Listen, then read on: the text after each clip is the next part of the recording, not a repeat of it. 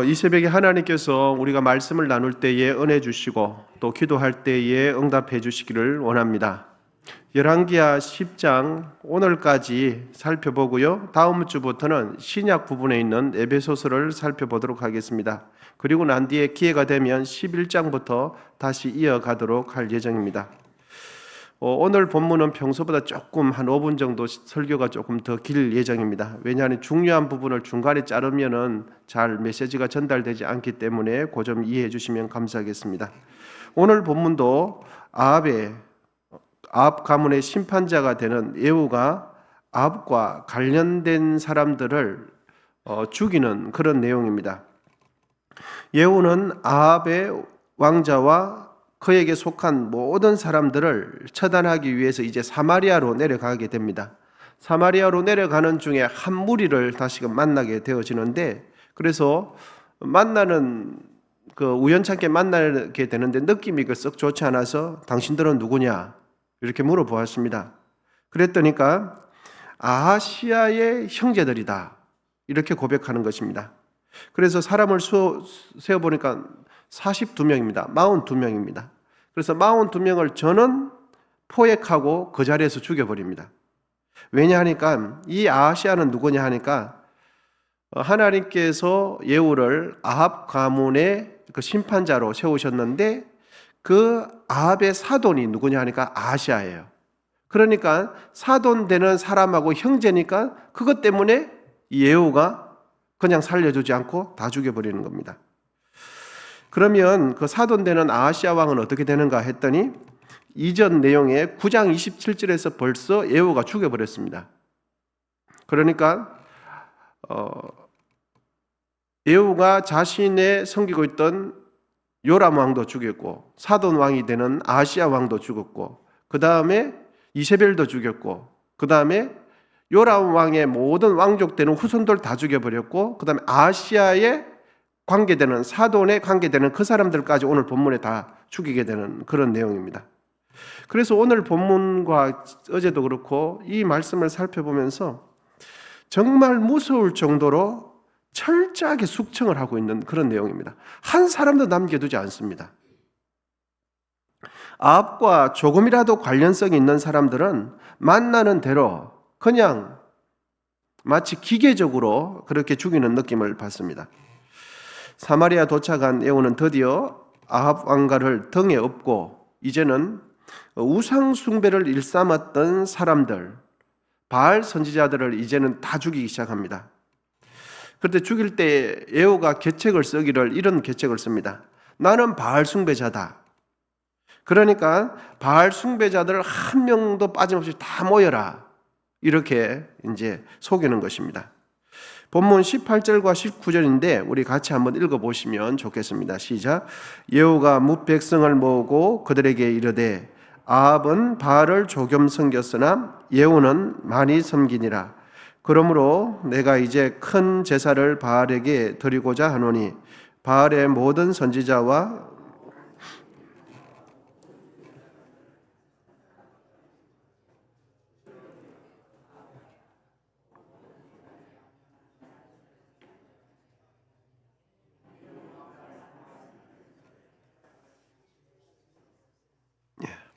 그래서 예후가 이제 바알을 섬기는 우상 숭배자들 다 죽이기 위해서 좀 전에 말씀드린 대로 아합은 작게 섬겼으나 자기는 바알을 많이 섬기는 사람이다. 이러면서 바알 섬기는 사람들을 한 곳에 다 유인을 하는 것입니다. 여기저기 흩어져 있던 바알 숭배자들을 바알 신당에 모아보니까 성경에 기록되어 있는데 신당 이쪽에서 저쪽까지 가득하더라. 이렇게 기록하고 있습니다. 예후는 바알 선지자들 속에 혹여 하나님을 섬기는 여호와의 종이 있을까봐 뚜렷이 구별하기 위해서 바알 선지자들에게는 예복을 입혀줘라 이렇게 하는 것입니다. 그리고 본문 22절에 보면 기록되어 있는데 예후가 예복 맡은 자에게 이르되 예복을 내어다가 바알을 섬기는 모든 자에게 주라 하며 그들에게로 예복을 가져온지라. 그러니까 바알 선지자들과 여호와의 종이 혹시 섞여 있으면 안 되니까 예복을 입혀서 뚜렷이 구별을 하는 거예요. 아마 그 예복은 당시 바알 선지자들이 바알 신을 우상 숭배를 행위를 할 때, 종교 행위를 할 때 입었던 그 옷이었던 것으로 보여집니다. 그런데 여러분, 예후가 바알 신당에서 하는 말이 이겁니다. 이 중에서 여호와의 종이 있으면 여기 있지 않게, 이런 말을 하는 거예요. 본문 23절인데요. 우리 같이 중요한 구절이라 같이 한번 읽어보시면 좋겠습니다. 23절입니다. 시작.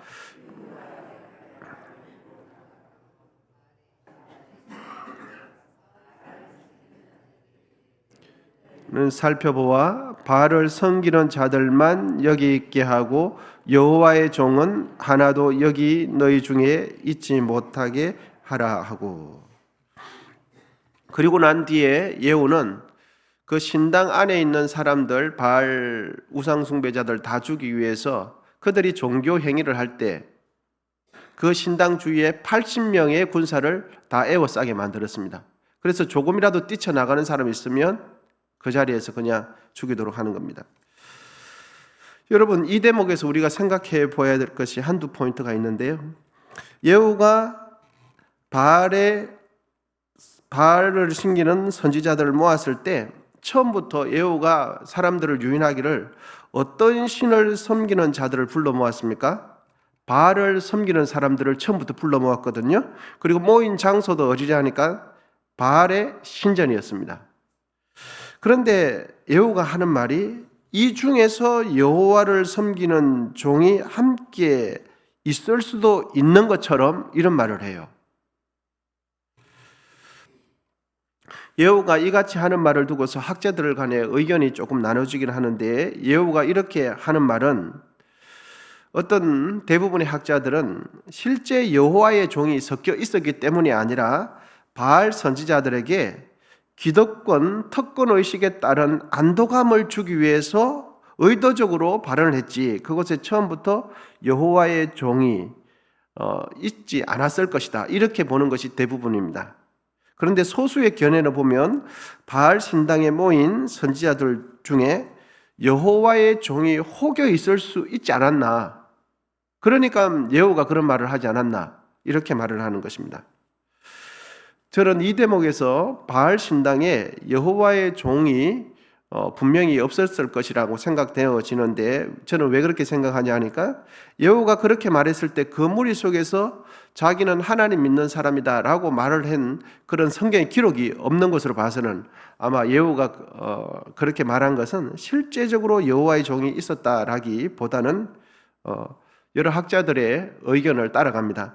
그런데 제가 주목하고자 하는 부분은 바로 이 부분입니다.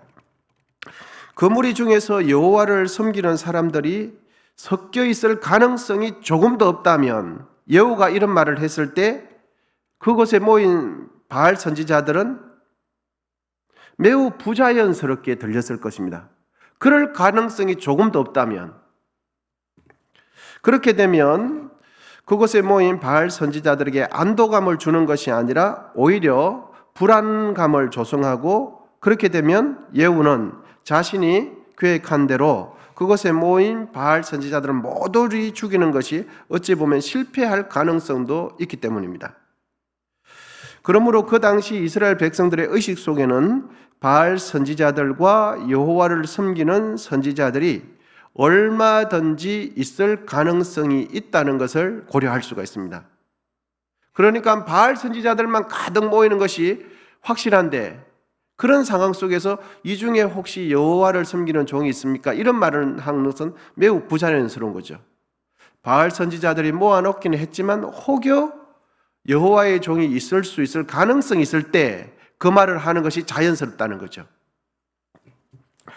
여러분, 이것은 무엇을 의미하는가 하면 그 당시 사람들의, 이스라엘 백성들의 의식 속에는 하나님을 섬기는 사람들과 바알을 섬기는 사람들이 혼합해 있었다는 것을 가르쳐줘요. 그리고 하나님을 섬긴다고 생각하는 그 선지자들 속의 의식 속에는 지극히 세속적인 신앙생활, 지극히 세속적인 관점으로 하나님을 섬겼을 때가 많았다 하는 것을 참작하게 만들어줍니다. 이러한 저의 추측이 얼마든지 가능성이 있는 것은 열왕기상 18장 21절을 보면 확연하게 뚜렷이 구별될 수가 있는데, 엘리야 선지자가 하나님 백성이라고 일컫는 그들에게 결단을 촉구하는 내용이 열왕기상 18장 21절에 기록되어 있습니다. 제가 그 내용을 한번 읽어드리겠습니다. 잘 아시는 대목입니다. 엘리야가 모든 백성에게 가까이 나아가 이르되 너희가 어느 때까지 둘 사이에서 머뭇하려느냐. 여호와가 만일 하나님이면 그를 따르고 바알이 만일 하나님이면 그를 따를지니라 하니 백성이 한 말도 대답하지 아니하는지라. 그러니까 그 당시 하나님의 백성이라고 일컫는 사람들, 선지자들 속에서는 머뭇했다는 거예요.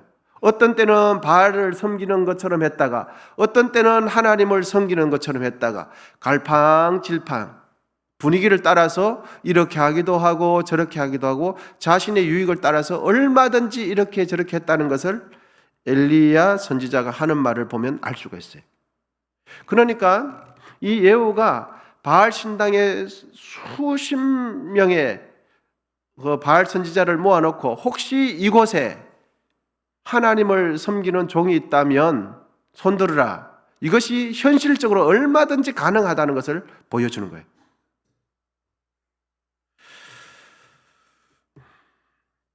여러분, 이것은 무엇을 의미합니까?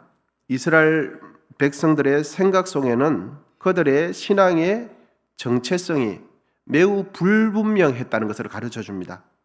하나님을 섬기기도 하지만 바알을 섬기는 혼합적인 생각, 혼합주의적인 사고방식, 가치관이 그들에게는 많이 깊이 배어져 있었다 하는 것을 알 수가 있겠습니다. 우리가 생각하기에는 왜 바알은 분명히 우상숭배인데 어떻게 그럴 수가 있을까? 마치 교회 다니는 사람들이나 절에 다니는 사람이나 미신을 섬기는 사람이 분명히 확연히 구분되는데 어떻게 그럴 수가 있을까? 이렇게 생각되어지지 않습니까? 그런데 여러분, 그럴 만한 이유가 충분히 있습니다.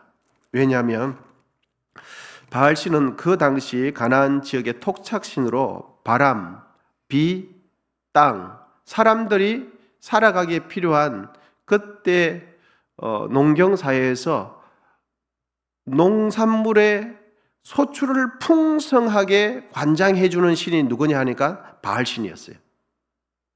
비를 주관하고 그리고 그 농작물이 잘 자랄 수 있도록 여러 가지 조건을 만들어주는 그것을 주관하는 신이 바알신이었습니다.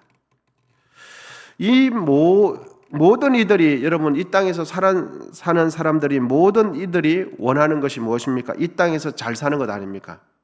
넉넉하게 사는 거죠. 그리고 부족함 없이 사는 것이 이 땅을 살아가는 모든 사람들이 다 원하는 거죠.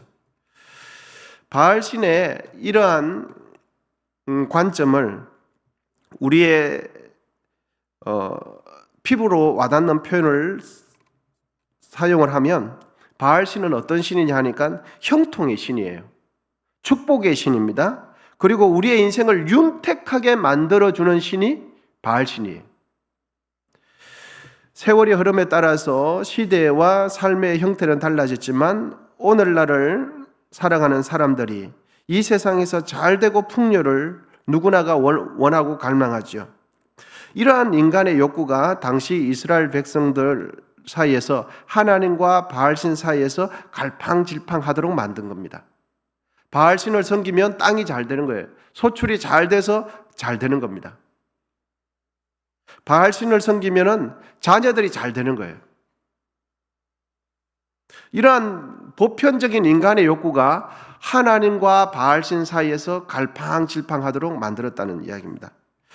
여러분, 오늘날도 바알이라는 우상이 우리의 신앙생활을 끊임없이 유혹하고 있다는 것을 잊지 마시길 바랍니다.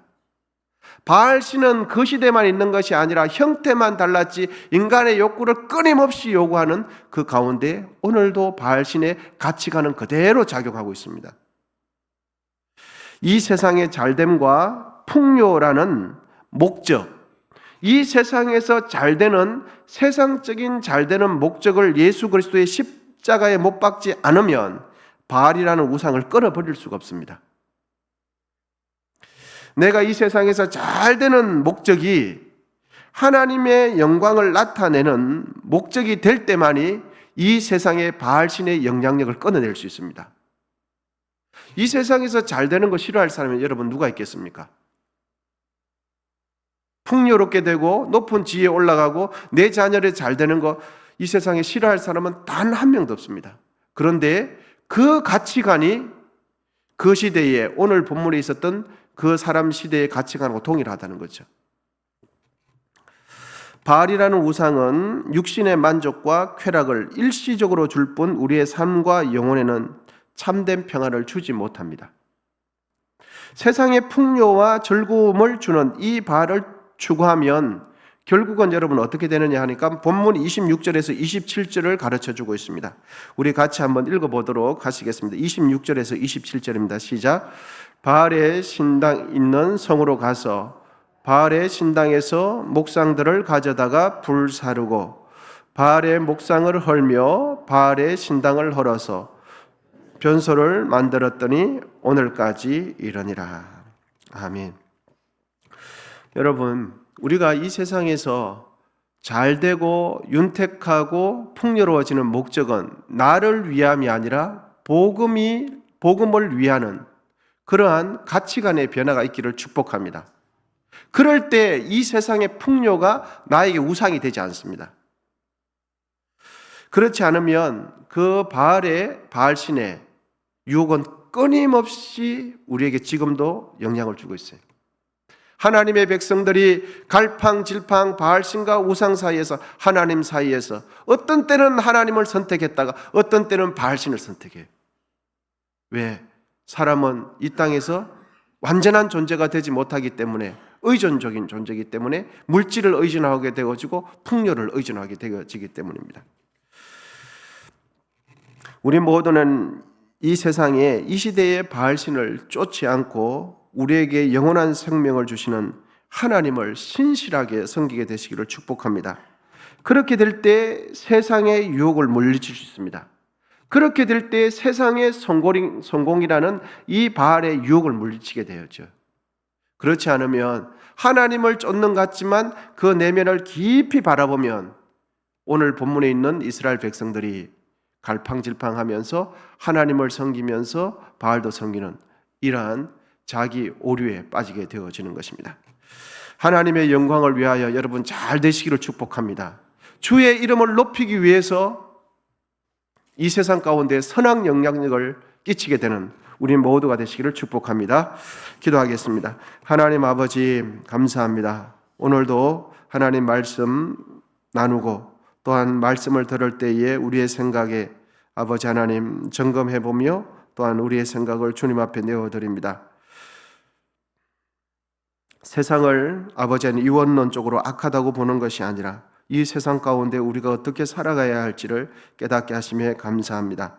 또한 이 세상 속에서 선한 영향력을 끼치되 나의 이름이 아니라 하나님의 영광을 위하여 선하게 드러내는 우리 모두 되게 하시고 또 정성껏 애물 드리는 우리 모두 위에 은혜를 베풀어 주옵소서.